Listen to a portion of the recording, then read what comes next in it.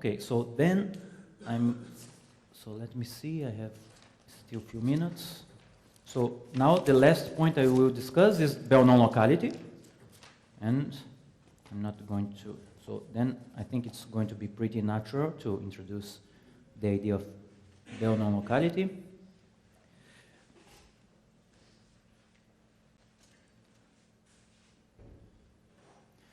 Okay, so now we have a scenario where it's device independent in both sides. Okay. So I have a black box to Alice and a black box to Bob. Here I have a source. Okay. And then Alice can choose measurements X and obtain outcomes A, and Bob can choose measurements Y, labeled by I, Y, and obtain outcomes B. Okay. And they do not assume anything about the source. They do not assume anything about their measurements. It could be a source of any sending quantum states of any dimension. The measurements could be any POVM. But in this case, what they can estimate are the probability of obtaining outcomes A and B given they chose X and Y. Okay, so this is a collection of numbers. Okay? And this is called, many times, it's called the behavior or correlations.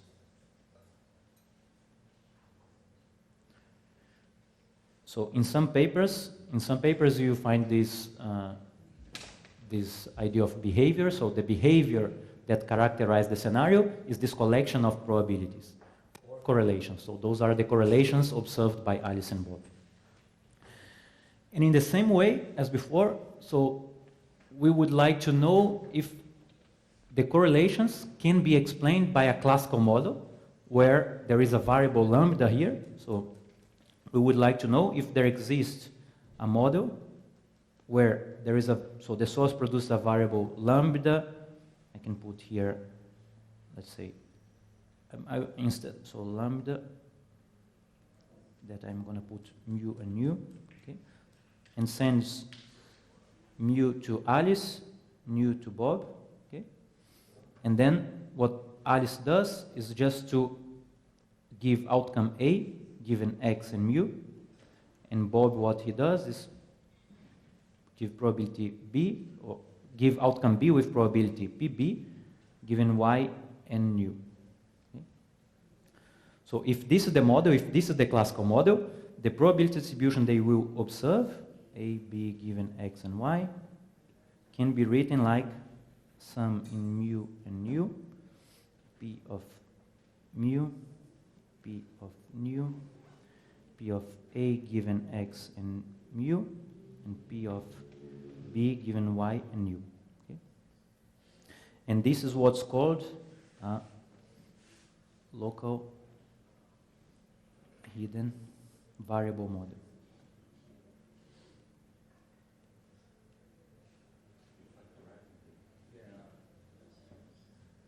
Yes. Mm-hmm.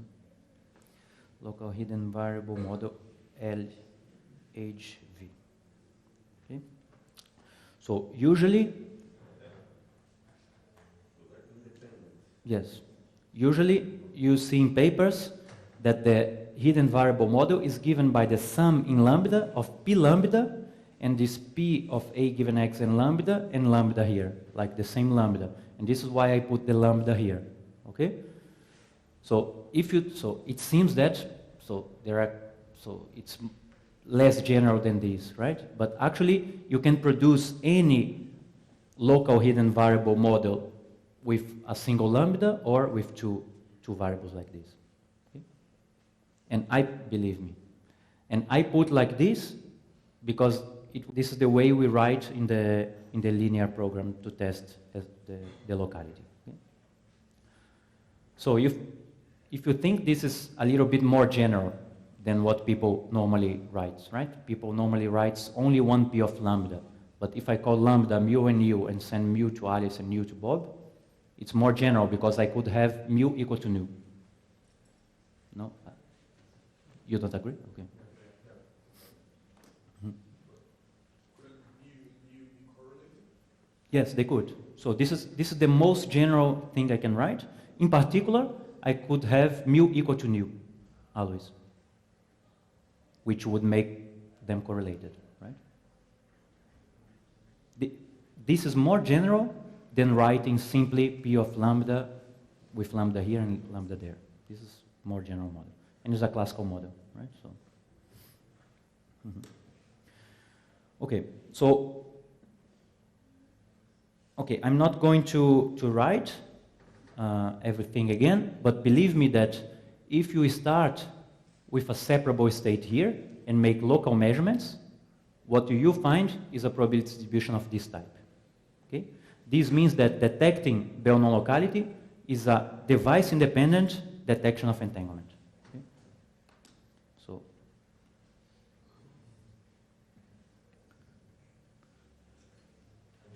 yeah, let me put like this. If you see non-local correlations,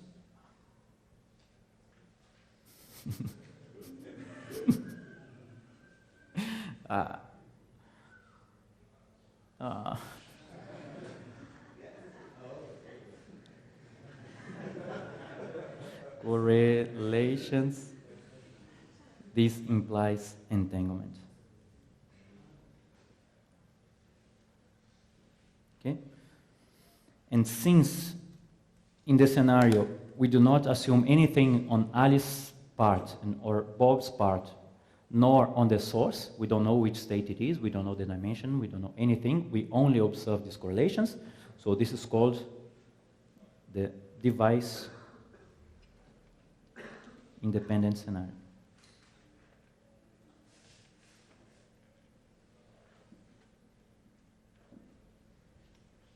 Okay. So I think it's important to mention because this whole discussion of Bell non-locality, so it started from a foundational point of view. So the idea was to find out if the correlations observed in nature are local. What does it mean, local correlations? So the outcomes of Alice and Bob, the correlations could be explained by the convex combination of local response functions. You see, so A only depends on X and mu, which is this local variable to Alice, and B only depends on Y and U, which is here. Okay, so these correlations are called local correlations. So the question was, okay, so are all the correlations that we have in nature local? And in fact, no, right? So this was found by Bell. So he could prove that there exist quantum states and quantum measurements for which the behavior obtained cannot be written like this, which means these correlations are not local. They have some non-locality, and this is what's called non-locality. But then nowadays, this idea of non-locality, so I think it's people think in a much more applied point of view. Okay, so the idea, so there is a bunch of interesting results on applications of non-locality. So, and you have device-independent quantum cryptography, you have device-independent randomness certification, you have device-independent, actually even device-independent tomography. So there are several protocols which you can do without trusting the sources and the measurements you have used. Okay? And this is called the device-independent quantum information approach. Okay, and finally, I would like to say that here again I have these products of probabilities. Okay, so this doesn't look like an SDP or anything like this, but I can use exactly the same trick of writing each of these probability distributions as a convex combination of the deterministic ones, and then I can rewrite this P of LHV, okay, these probabilities A, B given X, Y, as the sum in mu and mu prime. Then I have P of mu and nu, D of A given X and mu prime, and D of B given Y and mu prime. Okay? And then my only variable here is this. Those are the deterministic functions. And actually, I can test this as a linear program. Okay? So it's not even an SDP. There are no matrices here. Those are just numbers. okay, that I can solve as a linear program. And so again, I could do the robustness of non-locality, which would be, I have observed I give some correlations, I ask how much noise I have to put in these correlations such that it has this decomposition. It's exactly the same idea. This can be solved by a linear program. The dual of this SDP give us Bell inequalities. And Bell inequalities are simply things like this, A, B, X, Y. So I have coefficients C, A, B, X, Y, P, A, B, X, Y, L, H, V. This is bounded by a given number. I can put 0 if I want, if you want, okay? A number. So this is Bell inequality. Okay, so those are linear constraints on local probability distributions which are bounded. Okay? So these linear functions. So if you have a correlation which achieves a positive number for this thing here, is because the correlations are non-local. And the dual of the, let's say, the robustness of non-locality will give to you these C's, these coefficients. So it will give to you Bell inequalities. Okay? It's exactly the same thing. All right, so this is, so I know this idea of this discussion on steering Bell non-locality was probably a bit fast, but I just wanted to show you that it's, so the idea is quite similar. Okay, so you have a resource, in the case of entanglement, a density matrix. In the case of steering, you have an assemblage. In the case of non-locality, you have correlations. And then you are testing if this resource has a given form. It's of a given type. In the case of entanglement, you test if it's the density matrix separate. Then you have LHS models for steering and LHV models for non-locality. And we can define this robustness in the case of each one, and we can test these things with SDP. And actually, let me just summarize all of this. So summary. Okay, so let me put here entanglement, steering, and non-locality.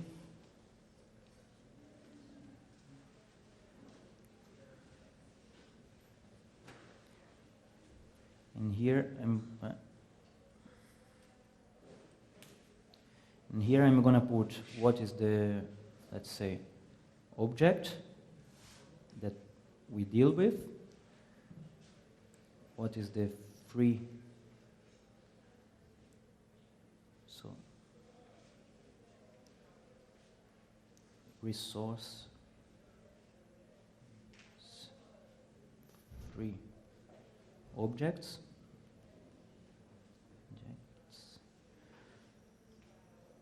So how to detect?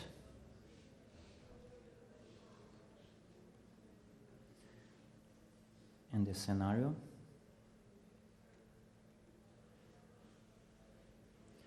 And oops, I know. No.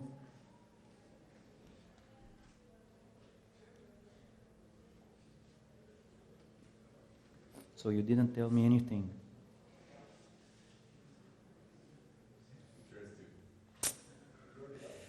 I don't trust you. So again, so this is the object that we are interested. So this is like a resource free objects. So detection, how to detect, and the scenario. So in the case of entanglement, so it's like a, let me put device dependent,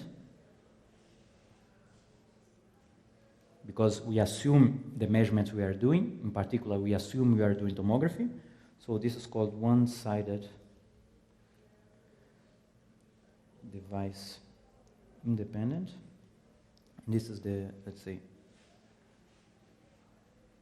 fully device independent. Okay. So here, in the case of entanglement, what do we have? We have quantum states,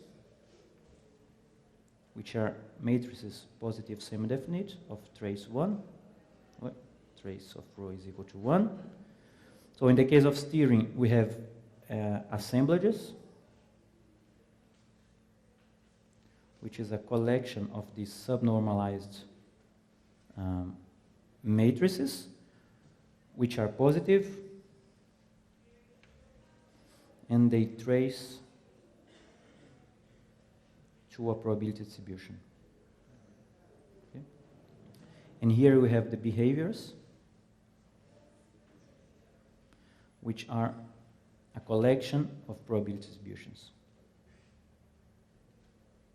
Okay. So what are the quantum states that do not have entanglement? Those are the separable states. Separable states are states that can be written as sum in lambda, p of lambda, rho lambda to Alice, and rho lambda to Bob. Here are the LHS assemblages to steering, which are the assemblages that can be written sum in lambda, d of a given x and lambda, sigma of lambda to Bob. And here I have LHV, local hidden variable behaviors. And those are the probability distributions that can be written. So now I'm going to put lambda if you wish. It's the same as I wrote before. P of A given x and lambda, P of B given y and lambda. So how to detect, and this is what I want to highlight, how to detect entanglement. So the best thing I know is to make a hierarchy.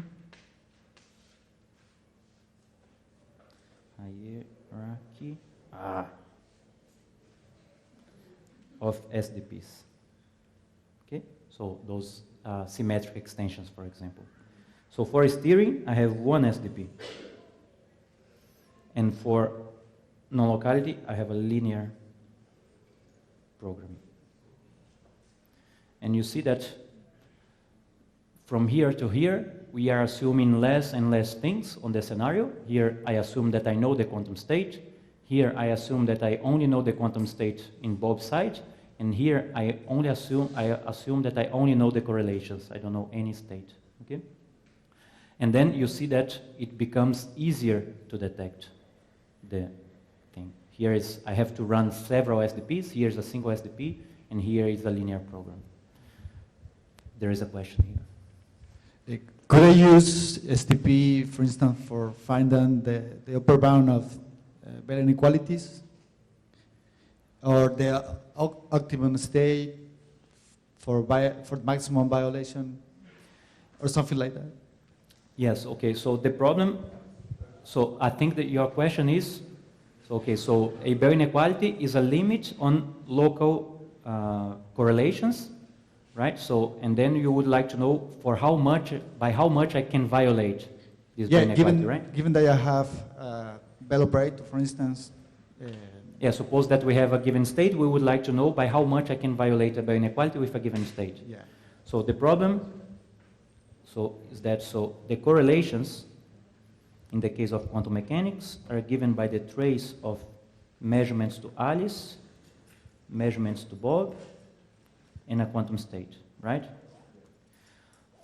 So you see that if I fix rho AB, I would like to still maximize the value of the Bell inequality with respect to the measurements of Alice and Bob.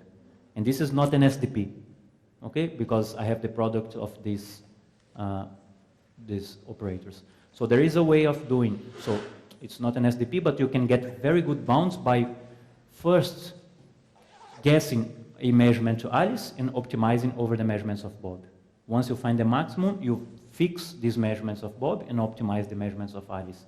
And then you jump from Alice to Bob until you converge to a given number. This is not guaranteed to give you the maximum, right? Because you can achieve a local minimum or maximum in the a local maximum in the problem, but usually it works quite well. So you should do it many times with good bounds. Okay, this is called a seesaw approach. So seesaw approach, that you jump from one to the other. Okay?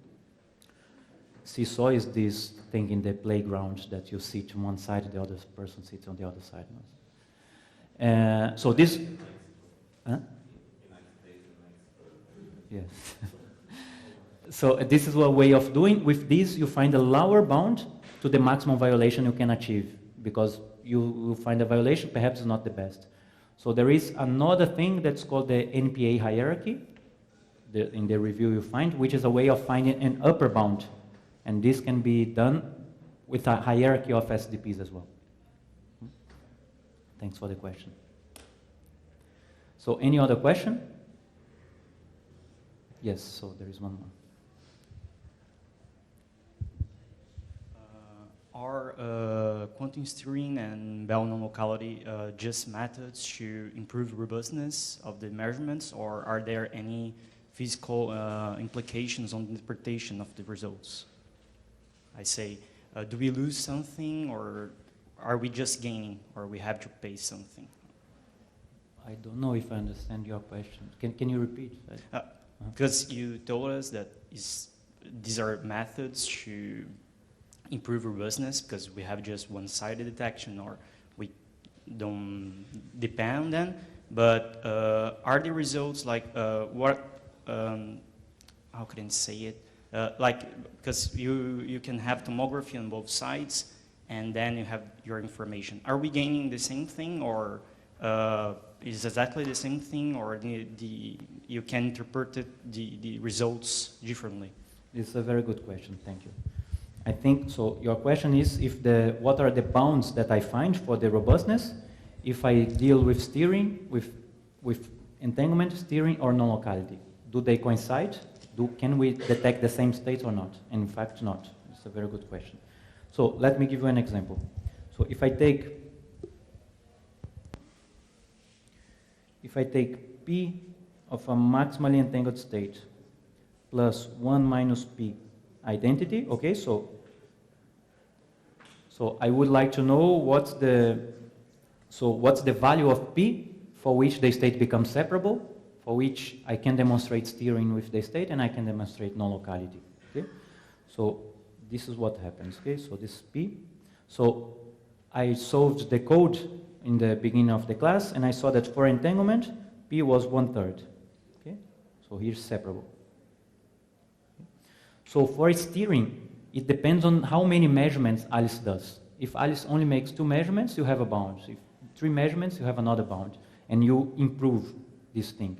But it's proven that if Alice makes all possible measurements, projective measurements actually, it's 1/2.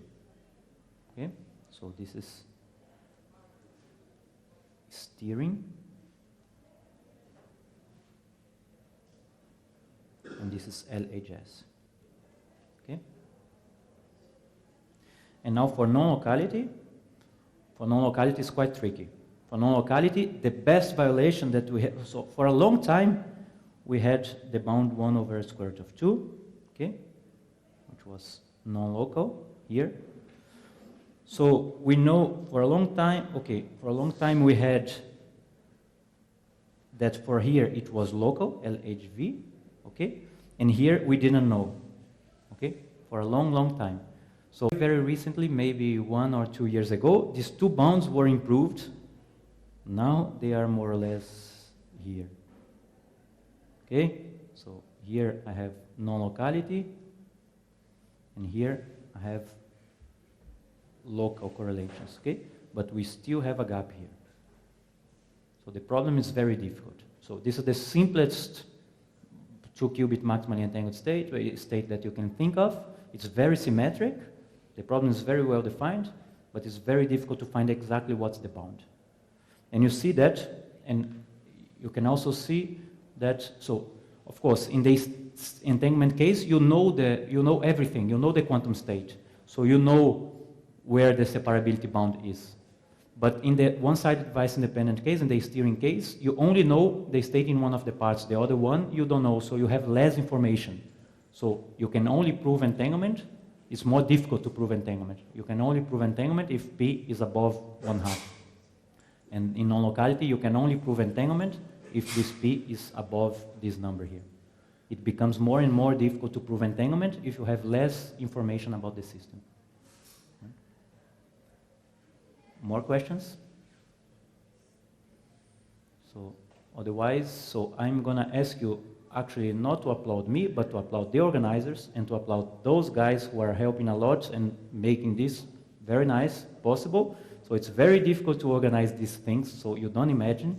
It's extremely difficult, it's a lot of work, and especially in this moment of this country, it's very difficult. We have a government against this that we are doing here. The government is against sharing knowledge. So it's very important to keep doing these kind of things. So thank you guys.